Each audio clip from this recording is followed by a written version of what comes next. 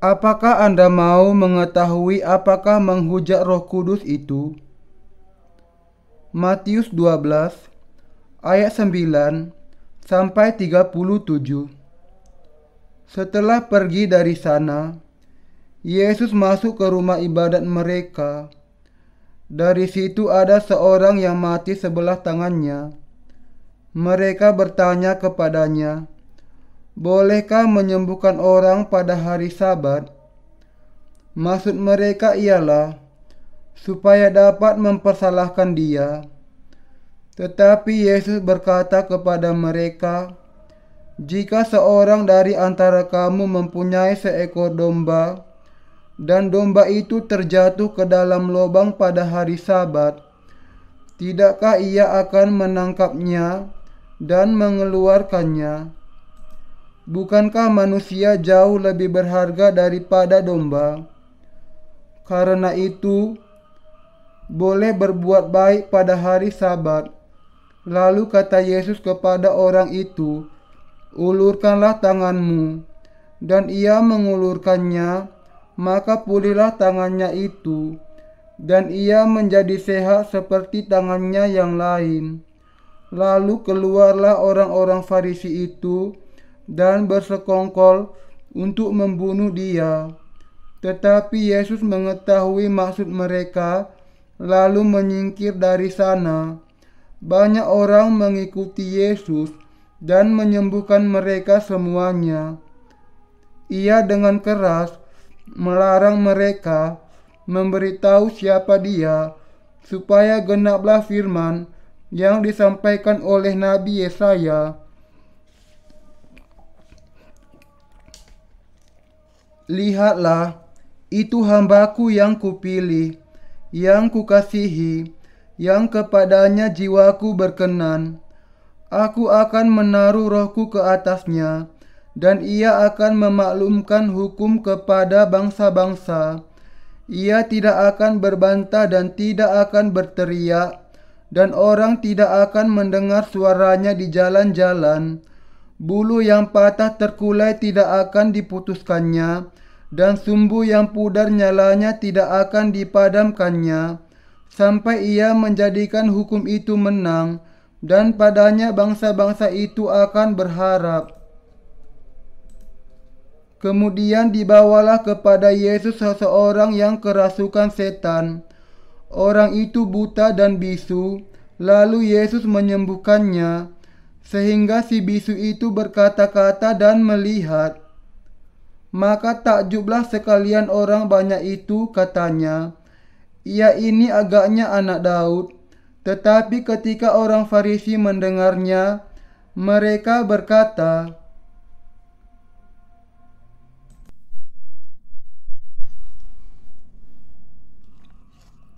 "Dengan Beelzebul, penghulu setan, ia mengusir setan." Tetapi Yesus mengetahui pikiran mereka, lalu berkata kepada mereka, "Setiap kerajaan yang terpecah-pecah pasti binasa, dan setiap kota atau rumah tangga yang terpecah-pecah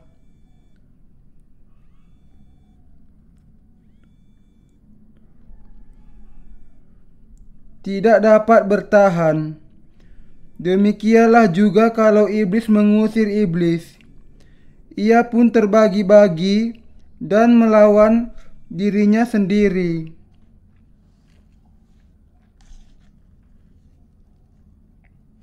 Bagaimanakah kerajaannya dapat bertahan? Jadi jika aku mengusir setan dengan kuasa Beelzebul, dengan kuasa siapakah pengikut-pengikutmu mengusirnya?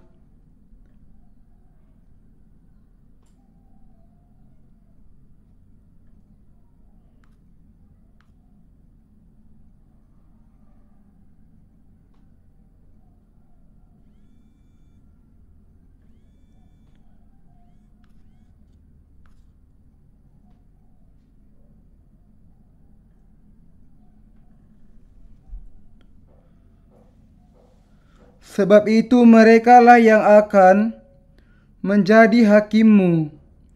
Tetapi jika aku mengusir setan dengan kuasa Roh Allah, maka sesungguhnya kerajaan Allah sudah datang kepadamu.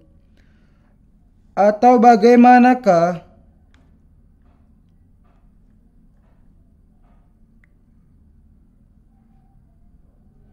Orang dapat memasuki rumah seorang yang kuat dan merampas harta bendanya apabila tidak diikatnya dahulu orang kuat itu.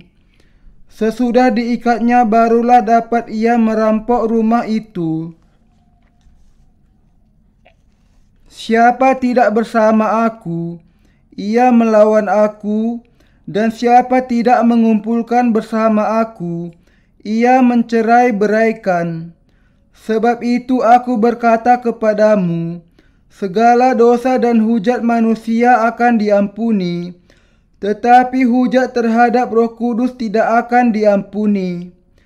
Apabila seorang mengucapkan sesuatu menentang Anak Manusia, ia akan diampuni. Tetapi jika ia menentang Roh Kudus, ia tidak akan diampuni, di dunia ini tidak, dan di dunia yang akan datang pun tidak. Jikalau suatu pohon kamu katakan baik, maka baik pula buahnya. Jikalau suatu pohon kamu katakan tidak baik, maka tidak baik pula buahnya. Sebab dari buahnya pohon itu dikenal. Hai kamu keturunan ular beludak, bagaimanakah kamu dapat mengucapkan hal-hal yang baik, sedangkan kamu sendiri jahat? Karena orang yang diucapkan mulut meluap dari hati. Orang yang baik mengeluarkan hal-hal yang baik dari perbendaharaannya yang baik, dan orang yang jahat mengeluarkan hal-hal yang jahat dari perbendaharaannya yang jahat. Tetapi aku berkata kepadamu, setiap kata sia-sia yang diucapkan orang harus dipertanggungjawabkannya pada hari penghakiman, karena menurut ucapanmu engkau akan dibenarkan, dan menurut ucapanmu pula engkau akan dihukum. Apakah dosa berbicara melawan Anak Manusia? Dari Matius 12 ayat 9 dan ayat selanjutnya, kita melihat ada kontroversi muncul yang dimulai dari penyembuhan seorang yang sakit di hari Sabat. Sebelum peristiwa ini, kita melihat bagaimana para murid Yesus dikecam oleh orang-orang Farisi karena memetik bulir gandum dan memakannya pada hari Sabat. Tetapi meski ada kecaman mereka, Yesus terus saja dengan menyembuhkan banyak orang sakit bahkan di hari Sabat. Tuhan menyembuhkan seseorang yang mati sebelah tangannya, dan ia juga menyembuhkan seseorang yang kerasukan, orang yang buta dan yang bisu pada hari yang sama. Sebagai akibatnya, ia dianggap sebagai pemimpin dari roh jahat oleh orang-orang Farisi yang menuduh orang ini tidak bisa mengusir setan kecuali dengan kuasa Beelzebul, penghulu setan. Orang-orang Farisi memang orang-orang yang bodoh karena mereka tidak mengenal pelayanan Yesus Kristus, karena mereka tidak memahami bahwa Anak Allah akan datang ke dunia sebagai manusia dan menyembuhkan penyakit, baik tubuh maupun jiwa. Inilah sebabnya orang-orang Farisi mengecam Yesus sebagai orang yang kerasukan. Namun, Tuhan kita mengatakan kepada orang-orang Farisi, tetapi jika aku mengusir setan dengan kuasa Roh Allah, maka sesungguhnya kerajaan Allah sudah datang kepadamu. Dan ia melanjutkan dengan mengatakan, sebab itu aku berkata kepadamu, segala dosa dan hujat manusia akan diampuni, Tetapi hujat terhadap Roh Kudus tidak akan diampuni. Apabila seorang mengucapkan sesuatu menentang Anak Manusia, ia akan diampuni. Tetapi jika ia menentang Roh Kudus, ia tidak akan diampuni. Di dunia ini tidak,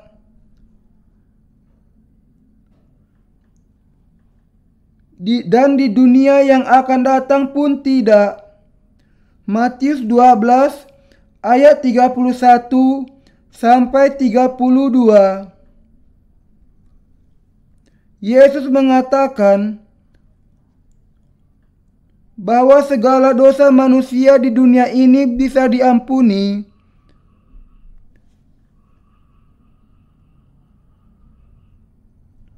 Tetapi penghujatan terhadap Roh Kudus tidak bisa diampuni. Tema yang sama yang digarisbawahi di dalam kedua ayat itu adalah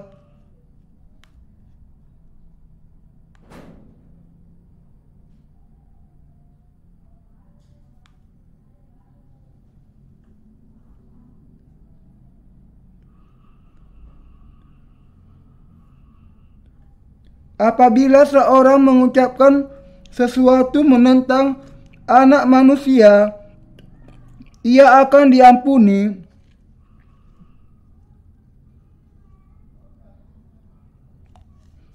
Tetapi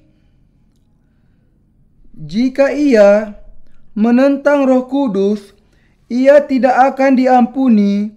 Di dunia ini tidak, dan di dunia yang akan datang pun tidak. Apa kemudian penghujatan terhadap Roh Kudus itu?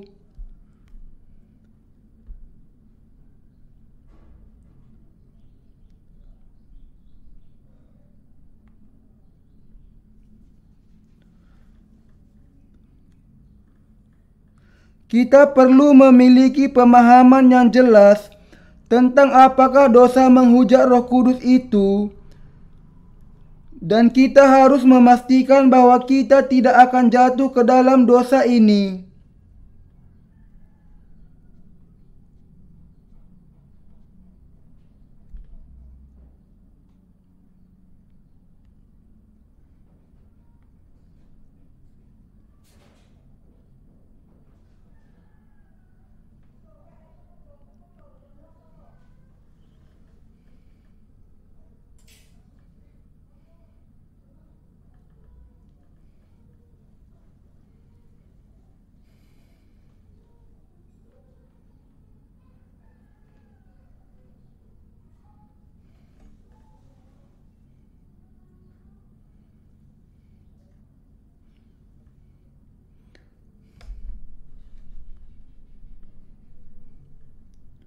Yesus Juru Selamat kita adalah Anak Allah. Yesus ini datang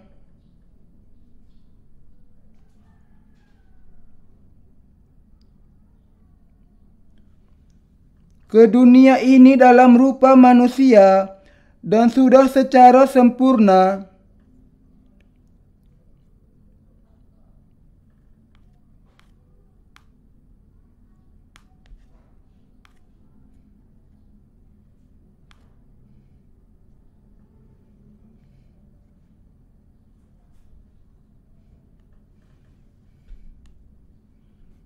menyelamatkan dari dosa semua orang-orang berdosa dari segala dosa dan kebinasaan mereka.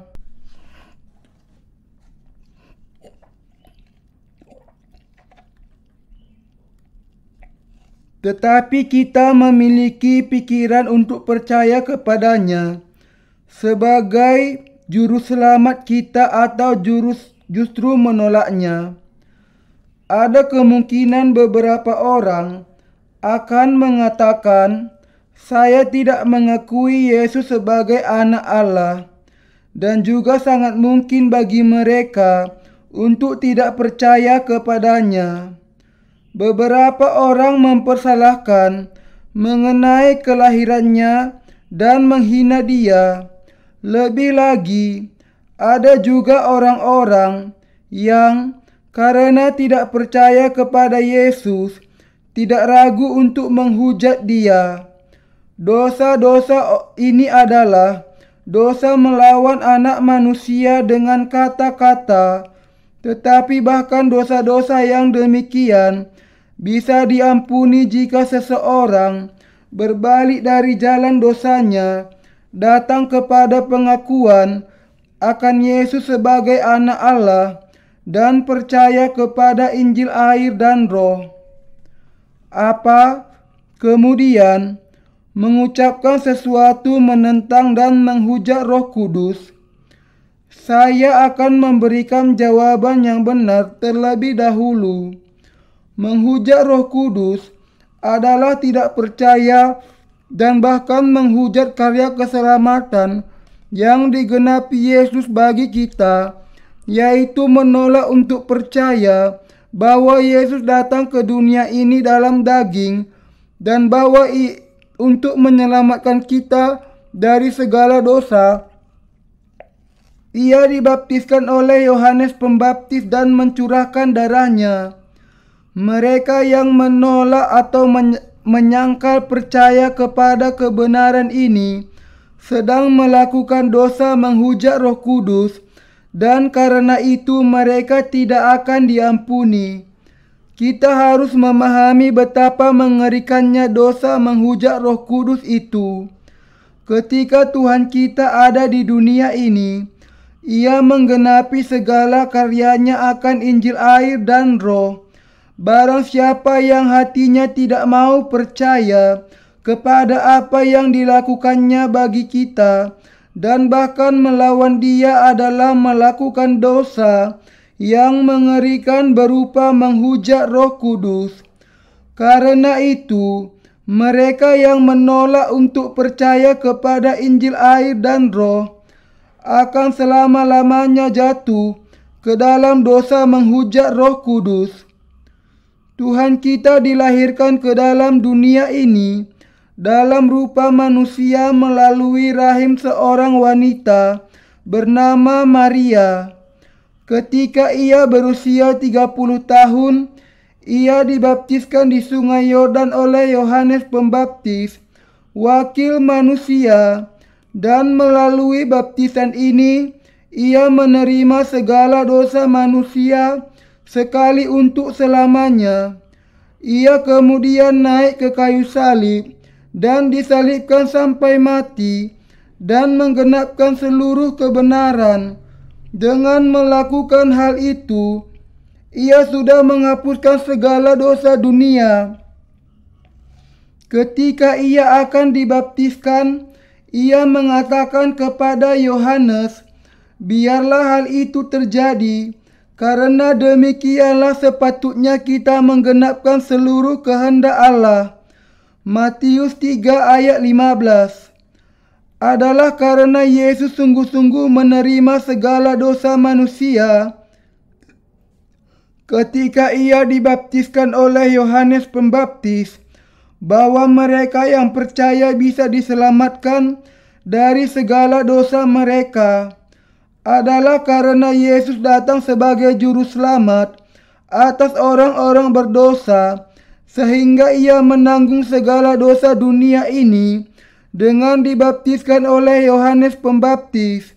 Karena itu, Yesus yang dibaptiskan oleh Yohanes Pembaptis memikul segala dosa dunia, disalibkan, dan dengan itu menggenapi segala kebenaran Allah sekali untuk selamanya.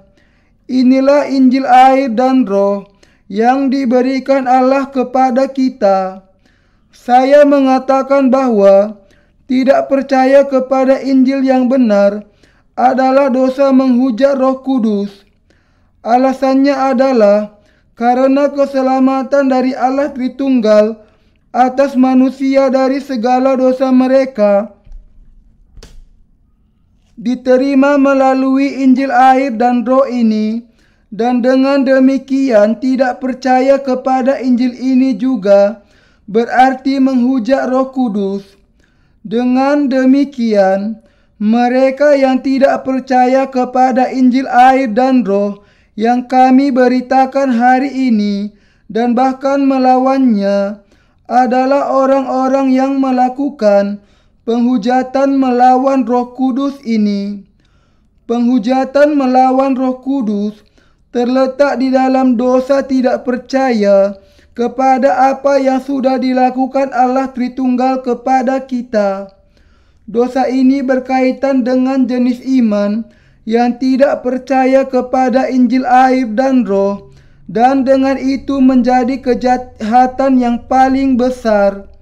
Dosa itu adalah dosa yang membawa maut yang tidak bisa diampuni di dunia ini maupun di dunia yang akan datang. Di dalam Yesus Kristus, Allah Bapa sudah merencanakan keselamatan manusia dari segala dosa mereka, bahkan sebelum dunia dijadikan, dan Ia menjadikan Yesus melaksanakan rancangan ini. Dan ketika Yesus Kristus, Anak Allah, dilahirkan ke dalam dunia ini, dan saat Ia dibaptiskan oleh Yohanes Pembaptis untuk menerima segala dosa dunia dengan disalibkan, Ia menjadi anak domba Allah yang memikul segala dosa dunia. Sebagai anak domba Allah yang memikul segala dosa dunia, Yesus Kristus sudah menyelamatkan kita melalui Injil air dan Roh. Zaman ini, bahkan di antara mereka yang mengaku percaya kepada Yesus sebagai juru selamat mereka, kami masih menemukan banyak orang yang melakukan dosa menghujat Roh Kudus. Mereka begitu keras kepala dan bodoh sampai mereka berani menolak Injil air dan Roh, bahkan setelah mereka mendengar Injil yang benar. Tetapi kalau mereka tidak percaya kepada kebenaran ini karena mereka tidak mengetahui atau belum pernah mendengarnya, maka mereka masih memiliki kesempatan untuk diselamatkan. Dosa-dosa yang dilakukan manusia karena tidak mengenal kebenaran keselamatan tidaklah termasuk di dalam dosa menghujat Roh Kudus, dan juga bukan dosa yang membawa maut. 1 Yohanes 5 ayat 16. Dengan percaya kepada Injil air dan Roh ini, semua orang-orang berdosa di dunia ini bisa menerima pengampunan dosa dengan iman. Tetapi mereka yang tidak percaya kepada Injil air dan Roh, bahkan setelah mereka mengenalnya, tidak akan bisa diampuni dari segala dosa mereka, karena mereka melakukan dosa menghujat Roh Kudus. Ini karena hanya Injil air dan Roh yang memiliki kuasa menghapuskan segala dosa mereka.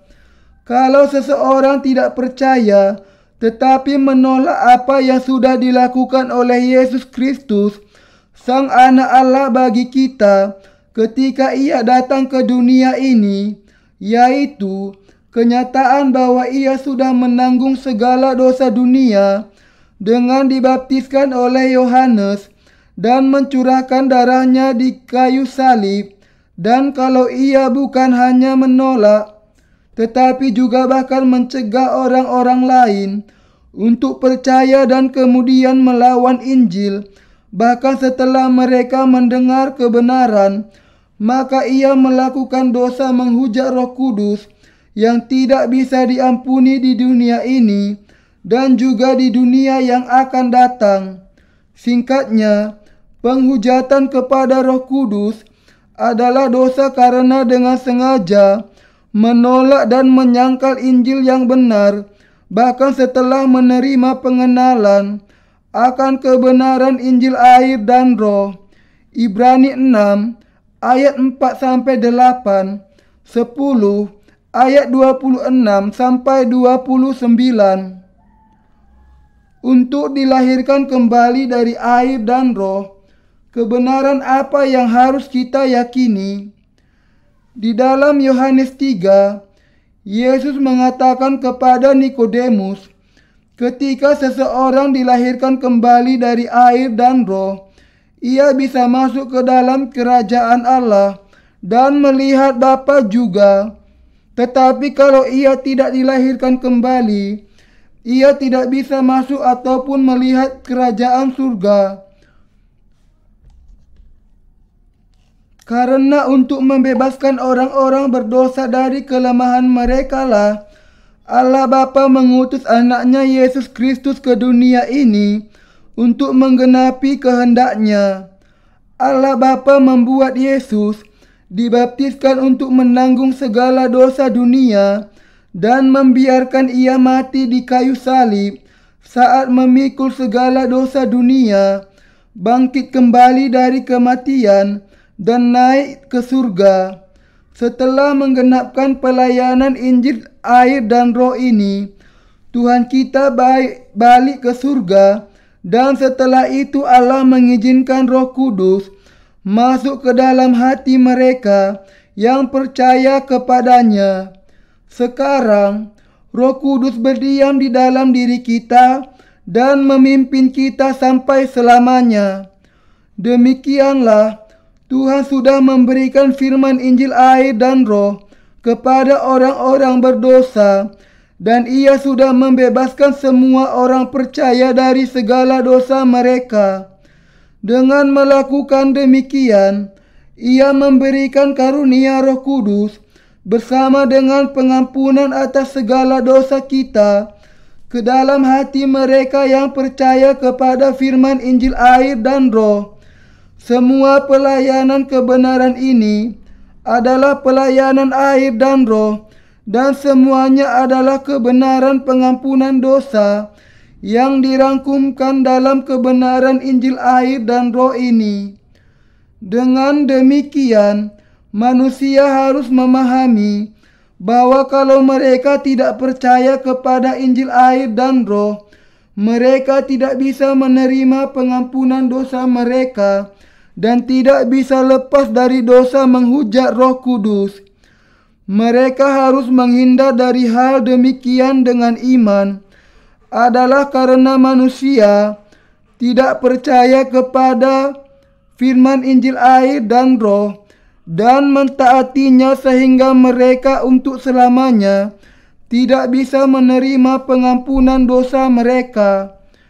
Ini adalah karena Roh Kudus dan Yesus juga adalah Allah bagi kita, sebagaimana Allah Bapa juga. Ini adalah karena ketika Allah Tritunggal sudah datang kepada kita melalui pelayanan Sang Bapa, Anak dan Roh Kudus, Ia masih sama, satu Allah bagi kita.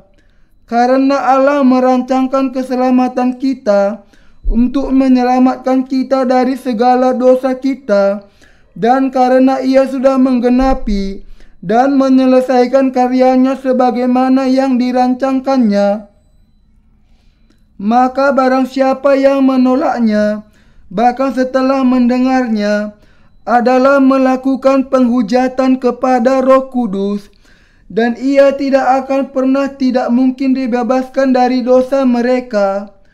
Injil Matius menuliskan apa yang dilihat dan didengar salah seorang murid bernama Matius ketika ia mengikuti Yesus berkeliling.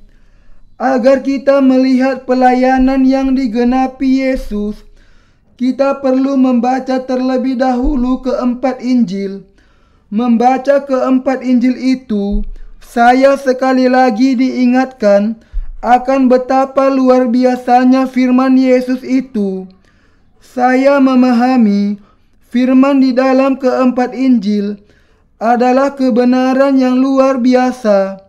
Bukan hanya apa yang dilakukan Yesus yang dicatat, tetapi ketika saya berusaha untuk memahaminya berdasarkan kebenaran Injil air dan roh, saya bisa memahami apa yang sebenarnya dimaksudkan oleh Yesus. Kalau seseorang tidak mengerti dan percaya kepada kebenaran Injil air dan roh, ia tidak akan pernah bisa memahami apa kehendak Allah.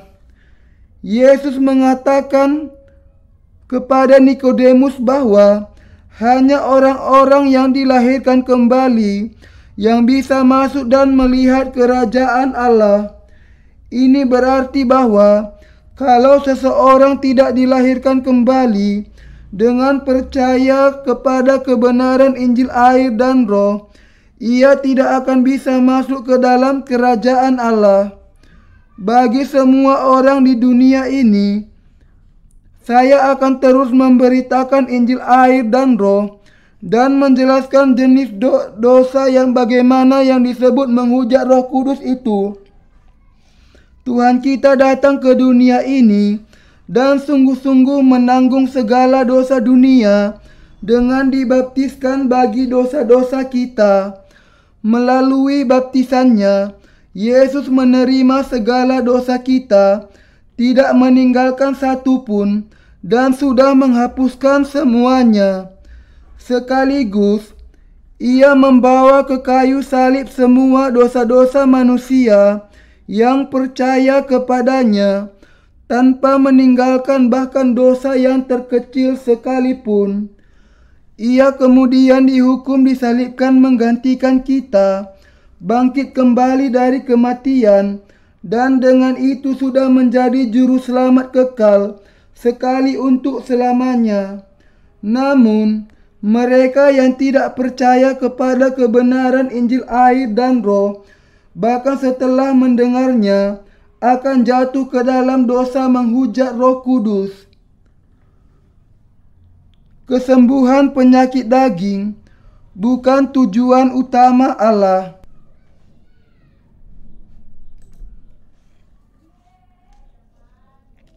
Dengarkan secara seksama apa yang dikatakan Tuhan, yang akan dikatakannya kepada para pendusta di dalam Matius 7.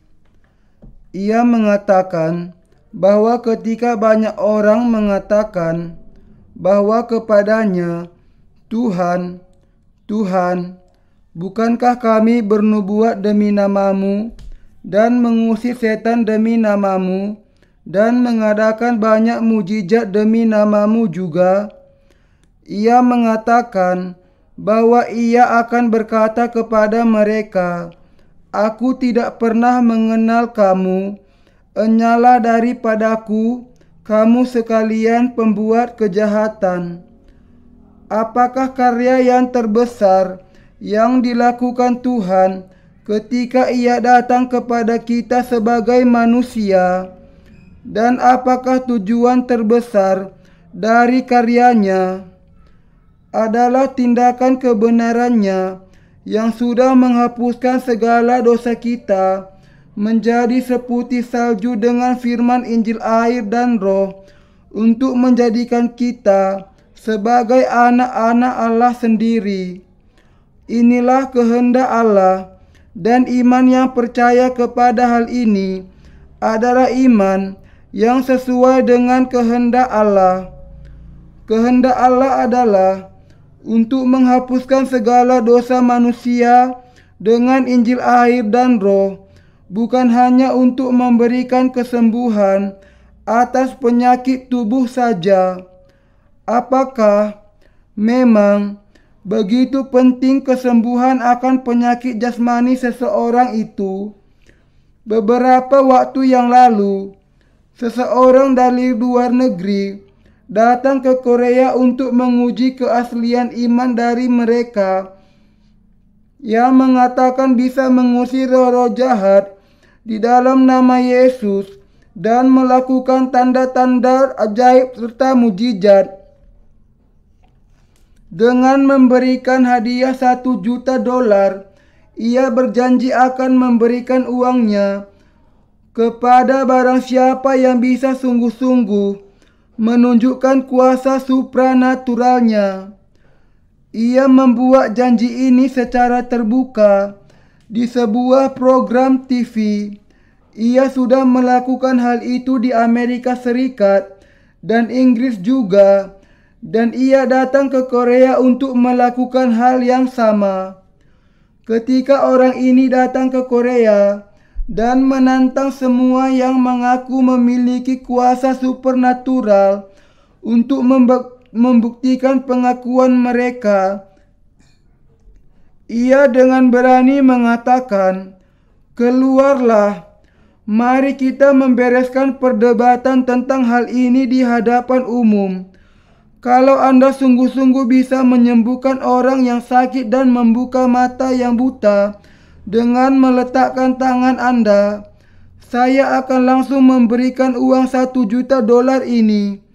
Tetapi orang-orang yang biasa mengatakan bisa melakukan banyak mujizat hanya terdiam saja sampai selesai. Tidak ada orang yang datang untuk menanggapi tantangan itu. Apakah Anda mengenal kuasa Injil air dan Roh? Apakah Anda percaya satu-satunya Injil yang benar yang dikatakan Tuhan adalah Injil air dan Roh? Namun, banyak orang-orang Kristen zaman ini mengaku bahwa mereka bisa masuk ke surga selama mereka percaya kepada Yesus sebagai juru selamat mereka, bahkan kalaupun mereka tidak mengenal kebenaran Injil air dan Roh. Iman yang demikian adalah Injil buatan sendiri yang dibentuk di dalam pikiran manusia.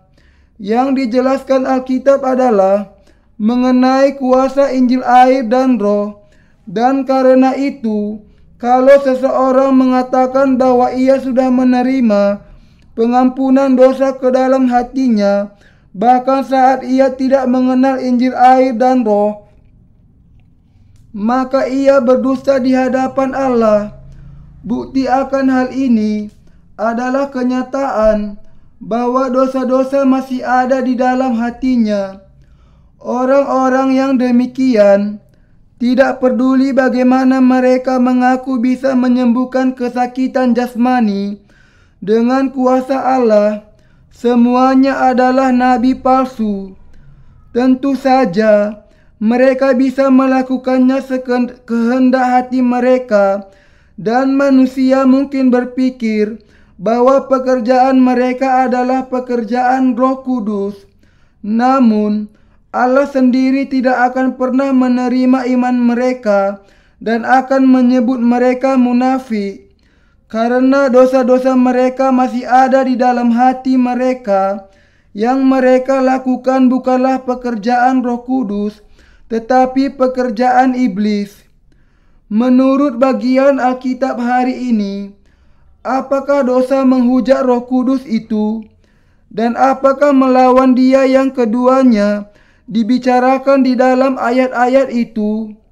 Kalau seseorang menghujat Roh Kudus dan melawan Dia, orang itu tidak akan bisa diampuni.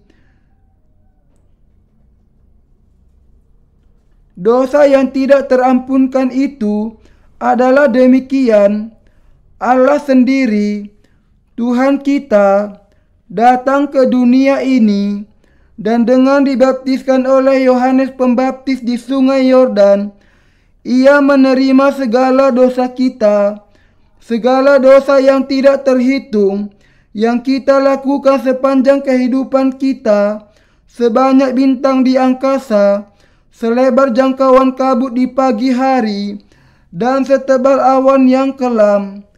Ia kemudian disalibkan untuk mencurahkan darahnya sampai mati, bangkit kembali dari kematian, dan dengan itu menyelamatkan kita semua.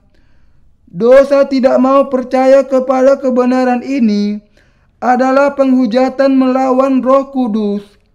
Dengan dibaptiskan oleh Yohanes Pembaptis, dan dengan itu menanggung segala dosa dunia, dengan disalibkan dan mencurahkan darahnya sampai mati, dan dengan bangkit kembali dari kematian, Yesus sudah menyempurnakan kita menjadi umat Allah dengan cara percaya kepada baptisan, kematian, dan kebangkitan Yesus yang disebut Allah sebagai anak-anaknya.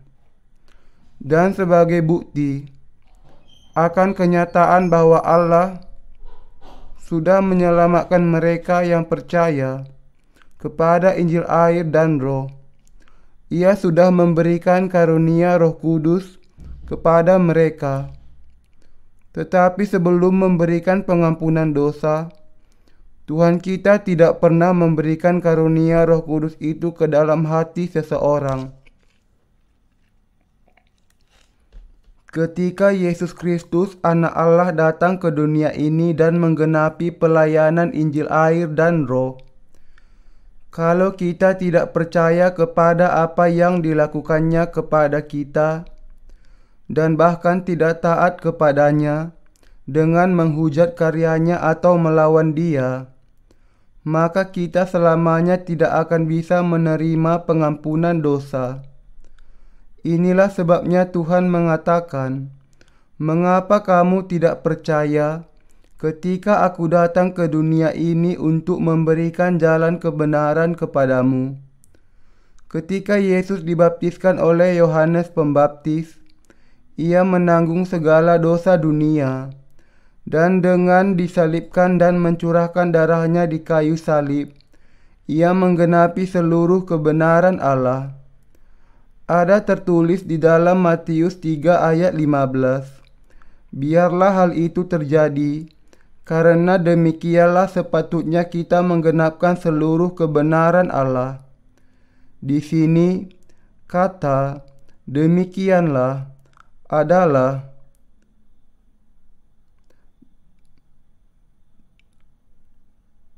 hutos dalam bahasa Yunani, yang berarti hanya dengan cara ini, paling tepat, atau tidak ada jalan lain kecuali ini.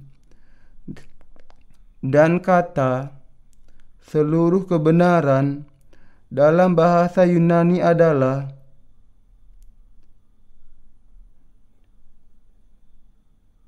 yang berarti keadaan yang paling baik, yang tidak memiliki cacat sedikit pun.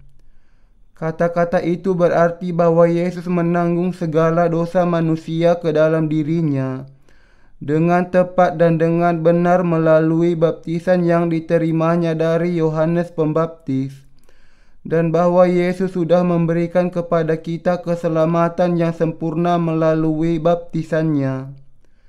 Ia mengatakan, "Kalau meski demikian, kamu tidak percaya dan bahkan menolak kebenaran Injil air dan Roh ini, bahwa aku sudah menghapuskan segala dosamu, menyelamatkan kamu dari segala dosamu, maka untuk selamanya kamu tidak akan bisa menerima pengampunan dosa. Jadi, jangan pernah melakukan dosa tidak mau percaya kepada kebenaran ataupun melawannya." Hubungan antara hukum dengan dosa kita. Kita perlu memperhatikan di sini alasan mengapa Allah memberikan hukum kepada kita manusia. Mengapa Allah memberikan hukum kepada bangsa Israel di dalam Perjanjian Lama? Dan mengapa Ia memberikan firman hukum kepada orang-orang Kristen zaman ini? Ia memberikan hukum kepada kita untuk memainkan peranan sebagai cermin, supaya Anda dan saya bisa memahami keberdosaan kita dan mengenali dosa-dosa yang ada di dalam hati kita. Tuhan kita melarang kita semua untuk membunuh, dan ini berarti kita memang memiliki hati yang membunuh. Di dalam Markus 7, Yesus mengatakan bahwa dari dalam hati manusia keluar pikiran jahat, perzinahan, kenajisan, pembunuhan, pencurian, kelicikan, kejahatan, tipu daya, kejahatan dan mata jahat, penghujatan, kesombongan, dan kebodohan, dan bahwa manusia dilahirkan dengan segala dosa-dosa ini sejak lahir. Daud, setelah ditegur oleh seorang nabi karena berzina dengan Batsheba, istri Uria, mengakui di dalam Mazmur 51 dengan cara demikian, terhadap engkau sajalah aku telah berdosa, dan melakukan apa yang kau anggap jahat, supaya ternyata engkau adil dalam putusanmu, bersih dalam penghukumanmu. Sesungguhnya dalam kesalahan aku diperanakkan, dalam dosa aku dikandung ibuku. Mazmur 51 ayat 6-7. Ayat ini berarti aku dikandung di dalam dosa dan dilahirkan di dalam kesalahan.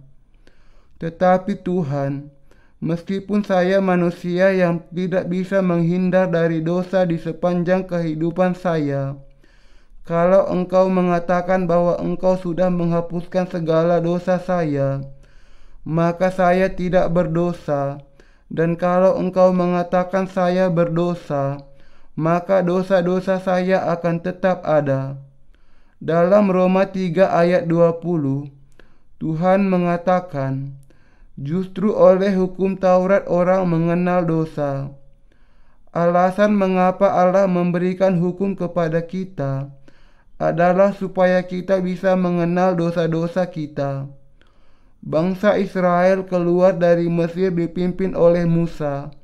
Ketika mereka mengikuti Musa selama 1 bulan menuju tanah Kanaan, mereka sampai di padang gurun Sin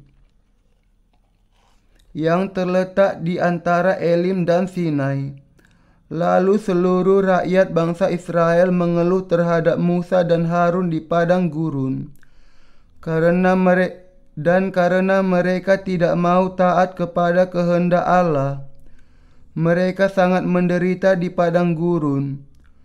Ketika mereka sampai di padang gurun Sinai di bulan ketiga sejak keluar dari Mesir, Allah memanggil Musa ke bukit Sinai dan memberikan kepadanya 2 loh batu hukum, dan ia memerintahkan agar Musa membacakan hukum itu kepada bangsa Israel.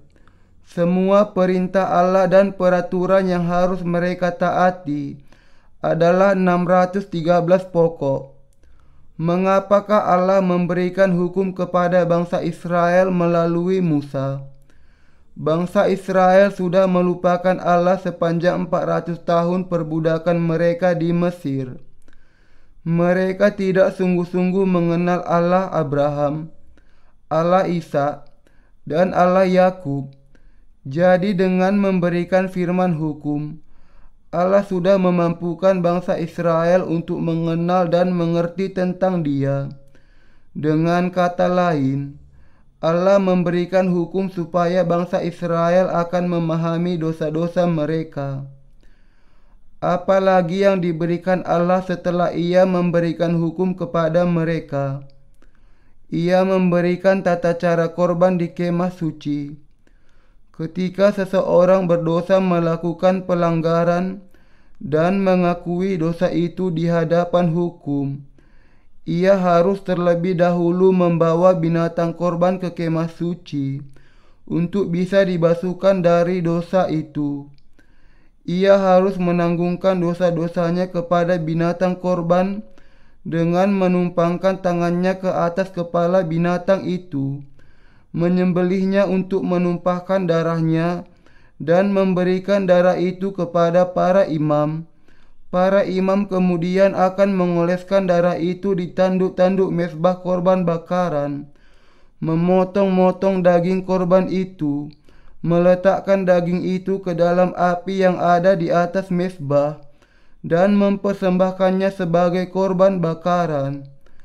Allah kemudian menerima korban itu dengan perkenaan. Alkitab mengatakan bahwa Allah berkenan untuk menerima korban yang demikian hanya kalau dipersembahkan sesuai dengan tata cara korban yang sudah diberikannya.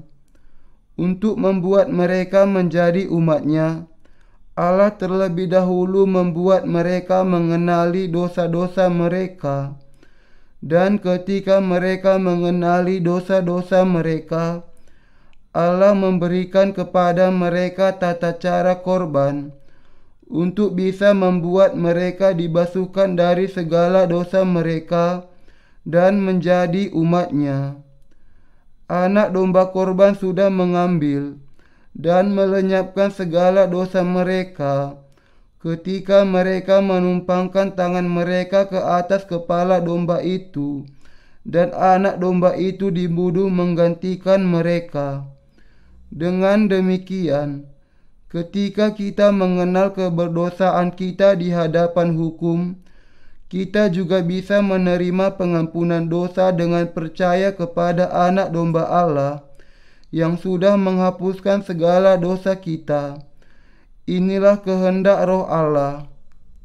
Di zaman dan masa ini, Allah sudah memberikan firman Injil air dan Roh kepada kita. Kekristenan sekarang harus kembali kepada iman yang percaya kepada Injil air dan Roh yang diberikan oleh Tuhan kita. Barang siapa menolak atau menyangkal Yesus Kristus karena tidak mengenal Dia, melalui Injil yang benar bisa diampuni suatu saat nanti. Tetapi mereka yang tidak mau percaya kepada Injil air dan Roh dan melawannya, meskipun mereka sudah mengenal siapakah Yesus itu dan bagaimana Ia sudah menjadi juru selamat kita dengan menanggung segala dosa manusia melalui baptisannya dan mencurahkan darahnya, semuanya melakukan dosa menghujat Roh Kudus. Karena itu, barang siapa mengaku percaya kepada Yesus harus percaya kepada Injil air dan Roh. Menolak Injil ini berarti kebinasaan. Tuhan kita datang ke dunia ini, menanggung segala dosa kita melalui baptisannya, menanggung hukuman atas dosa-dosa kita, dan dengan itu sudah melenyapkan segala dosa kita menjadi seputih salju dan menjadikan kita sebagai umat Allah. Sekarang, semua orang yang menolak Injil air dan Roh, bahkan setelah mendengarnya adalah melawan Allah. Kita perlu memahami di sini bahwa semua orang-orang yang demikian akan selamanya tidak bisa menerima pengampunan dosa mereka. Kalau kita tidak mau mengikuti Injil air dan Roh dan hanya mengejar mujizat dan tanda-tanda ajaib, maka ini sendiri akan menjadi tindakan ketidaktaatan kepada kehendak Allah. Allah akan mengizinkan adanya tanda-tanda ajaib dan mujizat yang demikian hanya ketika kita membutuhkannya. Tetapi tidak semuanya merupakan pelayanan dari Roh Kudus. Banyak orang-orang Kristen yang secara keliru berpikir bahwa mereka bisa merasa yakin akan berdiamnya Roh Kudus dengan mengalami banyak fenomena luar biasa di dalam tubuh mereka. Sebagai contoh, tiba-tiba merasakan getaran atau meriang di dalam tubuh mereka. Namun, Roh Kudus tidak bekerja dengan cara demikian. Semua fenomena yang tidak bisa demikian, yang tidak ada hubungannya dengan pengampunan dosa, pastilah merupakan karya iblis. Roh Kudus bekerja dengan tenang sesuai dengan firman di dalam hati mereka yang percaya kepada Injil air dan Roh. Saudara seiman terkasih, di zaman dan masa ini, dengan kuasa Injil air dan Roh, kita menyembuhkan hati semua manusia dari penyakit dosa. Suatu saat, seorang saudara mengunjungi rumah sakit untuk memberikan kesaksian Injil. Di lantai ketiga, di mana ruang perawatan umum berada, mereka bertemu dengan seseorang yang menangis di sebuah kamar.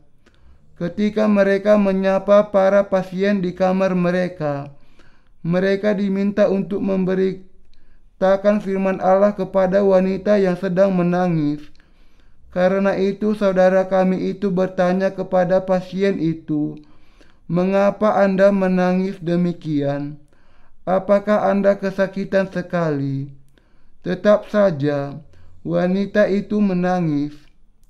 Jadi, saudara-saudara kami mengetahui bahwa wanita itu memiliki masalah rohani yang serius, yaitu dalam keadaan kerasukan roh jahat. Mereka berdoa secara diam-diam untuk wanita pasien itu. "Tuhan, jamahlah hati saudara ini, dan lawatlah dan sembuhkanlah. Hapuskanlah air matanya dan berikan damai sejahtera ke dalam hatinya." Ketika ia menjadi tenang, saudara kami itu bertanya mengapa ia banyak menangis. Wanita itu kemudian berkata, "Saya biasa banyak sekali menangis di rumah, sehingga saya dibawa ke perawatan psikiater. Bahkan setelah saya dirawat, saya terus menangis selama beberapa hari. Dan kemudian dokter saya mengatakan, 'Jangan banyak menangis demikian.'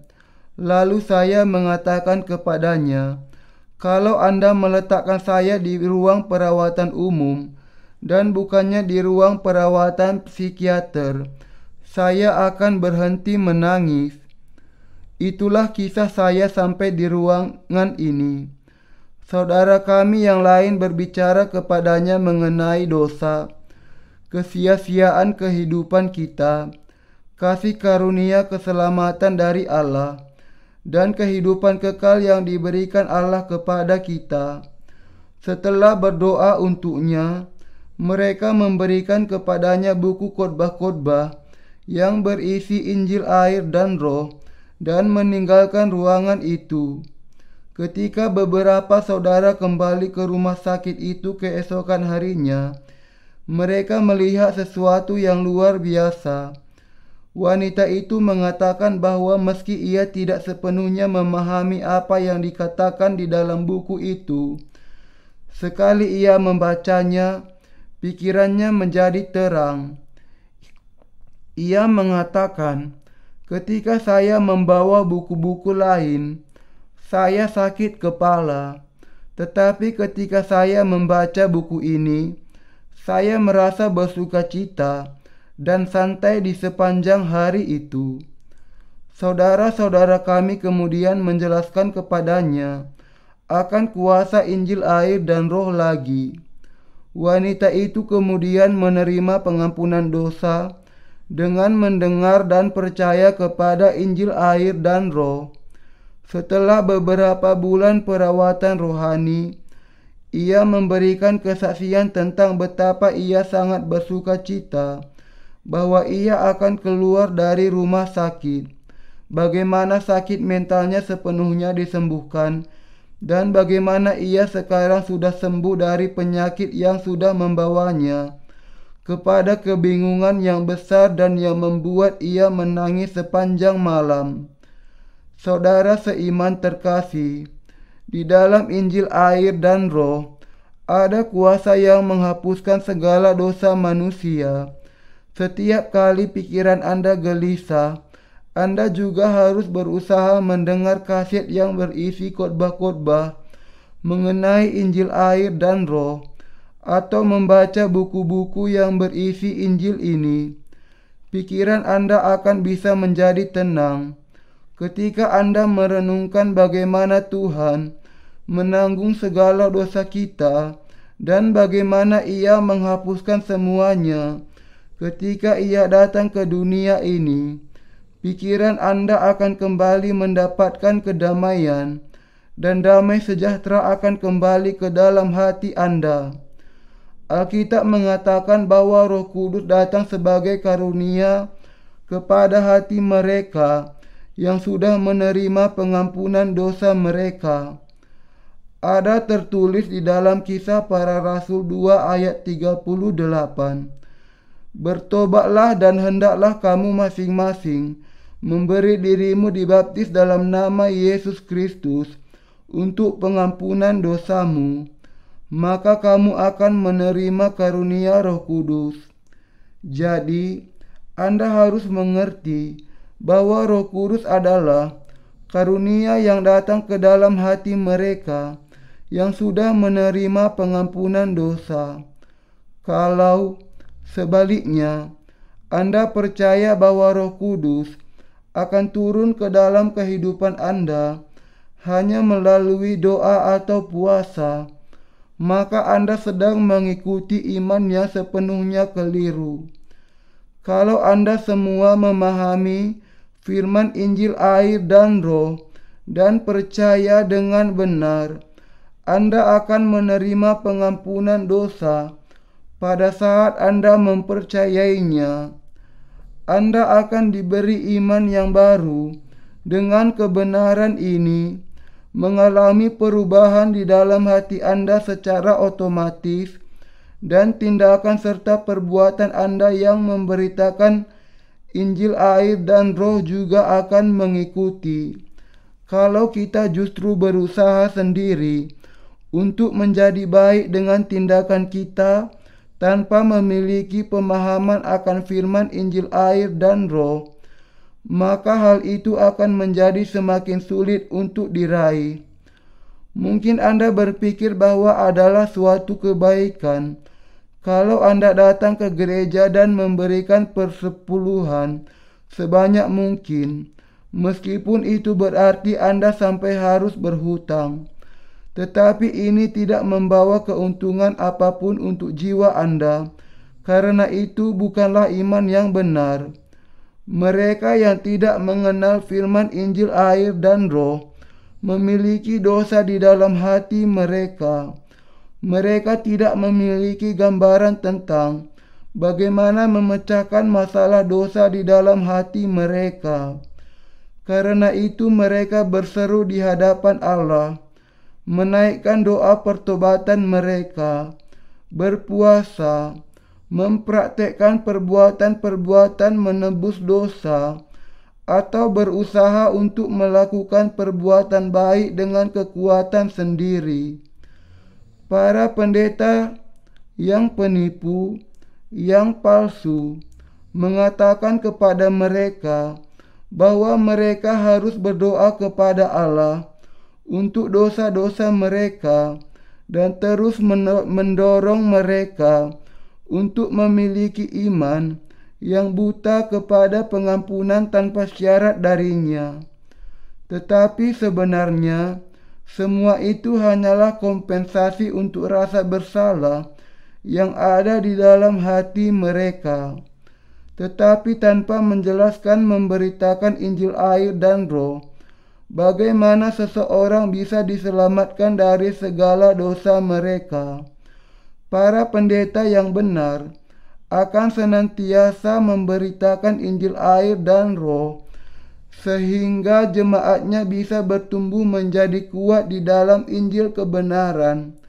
Sekali mereka menjadi percaya kepada Injil yang benar, semua pertanyaan rohani mereka akan selesai sendiri, dan kemudian orang-orang percaya itu akan datang untuk melayani Allah dan bersyukur kepadanya. Saudara seiman Kristen, apakah Anda mengenal apa sebenarnya yang ada di balik bahasa roh yang palsu? Para nabi palsu sungguh-sungguh melatih mereka yang tidak bisa berbahasa roh, seolah-olah seseorang dengan cara tertentu bisa belajar berbahasa roh. Mereka mengajar pengikut mereka bagaimana menggerakkan lidah mereka, memaksa mereka untuk mencoba berulang kali, untuk menyerukan haleluya berulang kali. Sekali seseorang bisa terus melakukannya, lidah mereka kemudian akan terikat, dan mereka bahkan tidak bisa mengucapkan kata-kata dengan jelas. Berdasarkan kesalahpahaman yang demikian, para pendeta palsu itu kemudian mengatakan bahwa orang-orang yang mereka latih sudah menerima karunia berbahasa roh. Tetapi ini tidak lebih dari dusta belaka. Seseorang yang menirukan berdoa dengan bahasa roh tahu benar bahwa semuanya itu hanyalah dusta dan bahwa itu bukan hasil karya Roh Kudus. Ia tahu bahwa itu hanyalah sekedar hasil buatan dari tipu daya mereka sendiri, di mana ia sebenarnya hanya berpura-pura berbahasa roh. Apakah ini pekerjaan Roh Kudus? Kalau Roh Kudus yang hakikatnya kudus, bagaimana mungkin ia masuk ke dalam hati yang berdosa? Kalau Tuhan memang sungguh-sungguh sudah datang ke dunia ini, apakah ia gagal dalam menghapuskan segala dosa kita dengan dibaptiskan dan mencurahkan darahnya? Ia memang sudah menghapuskan segala dosa kita, tetapi banyak orang, bahkan ketika mereka memiliki firman Alkitab di depan mata mereka, tidak mengenal kebenaran Injil air dan roh dan tidak mempercayainya. Inilah sebabnya mereka masih terhilang di dalam dosa-dosa mereka. Banyak orang Kristen melakukan sesuatu secara keliru dan mendustai orang-orang lain serta diri mereka sendiri. Tetapi Anda harus memahami firman dengan jelas. Dimerdekakan dari para pendusta yang demikian dan percaya kepada Injil air dan roh. Tidak seorang pun yang boleh melakukan dosa menghujat Roh Kudus di hadapan Allah. Dosa menghujat Roh Kudus ini adalah dosa tidak mau percaya kepada Injil air dan roh, bahkan setelah mendengarnya. Ini juga dosa menolak dan mengganggu mereka yang memberitakan kebenaran bahwa Tuhan sudah datang ke dunia ini dan sudah sungguh-sungguh menghapuskan segala dosa semua manusia. Dosa semua manusia di dunia ini dengan dibaptiskan, mencurahkan darahnya, dan bangkit kembali dari kematian. Tidak lain dari tindakan itulah yang merupakan tindakan melawan Allah, dan semua manusia yang melakukannya tidak akan menerima pengampunan dosa mereka, karena dengan mereka tidak percaya kepada Injil air dan roh. Mereka sudah tidak taat kepada Roh Kudus. Jadi kita jangan pernah sekalipun melawan Injil air dan roh. Sekarang banyak orang di seluruh dunia mengenal Injil air dan roh, percaya kepadanya dan mentaati Roh Kudus dengan benar. Banyak di antara mereka yang sudah bergabung dengan kami sebagai rekan sekerja volunteer sukarela untuk Injil yang indah ini. Mereka sudah sungguh-sungguh menyadari bagaimana mereka dahulu sudah terperdaya oleh para pendusta dan memutuskan bahwa mereka tidak akan pernah didustai lagi. Tetapi bagi banyak di antara mereka, gereja Allah tidak bisa ditemukan di sekitar mereka, dan akibatnya mereka tidak tahu apa yang harus dilakukan. Sekarang, saatnya bagi Anda yang percaya kepada Injil air dan roh untuk berkumpul bersama dan menyembah Allah bersama-sama. Allah pasti akan memimpin Anda semua. Bersukacitalah, kami akan mendukung Anda dengan roti kehidupan secara terus-menerus. Inilah sebabnya saya mulai menulis seri pertumbuhan rohani ini. Pertama-tama, saya ingin menjelaskan kepada Anda di seluruh dunia apa yang dikatakan di dalam setiap ayat yang ada di dalam Injil Matius. Saya akan terus melanjutkan tugas yang sangat berharga ini dengan menuliskan buku-buku khotbah dari setiap kitab di dalam Alkitab. Dan saya ingin agar buku-buku yang mengandung Injil air dan Roh itu diterjemahkan ke dalam semua bahasa yang ada di dunia, untuk membagikan buku-buku itu kepada semua orang di seluruh dunia ini, dan untuk memelihara semua orang percaya. Ini bukan sesuatu yang bisa saya lakukan sendiri, tetapi ini sesuatu yang harus kita kerjakan bersama dengan partner.